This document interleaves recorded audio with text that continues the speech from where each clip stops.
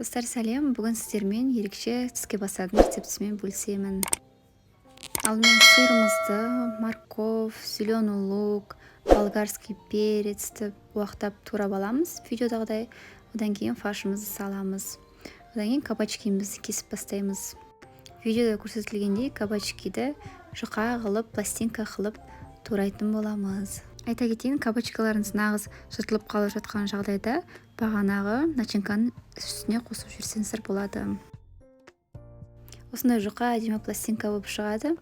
Кейін осы кабачкаларды майлап, тұздап алып қоямыз. Енді начинкамызды тұздап, бұрыштап, дайындап қоямыз.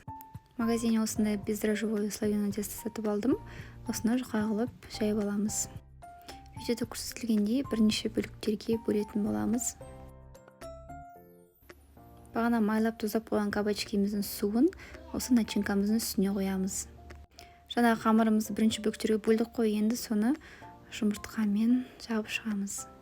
Бағана дайындап қойған начинкамызды кабачкидің ішіне жұқалап салып, одан кейін қамырдың ішіне салып жақсылап видеодағыдай орап шығамыз. Қамырымыз пеште пісіп жатқан кезде жан-жақтары ашылып кетпеу үшін осылай қатты-қатты қысып қоямыз. Кейін бетіне жұмыртқа жағып, қалауыңызша мак, түмен жақсаңыздар болады. 180 градуста беті қызарғанша пісіріп аламыз.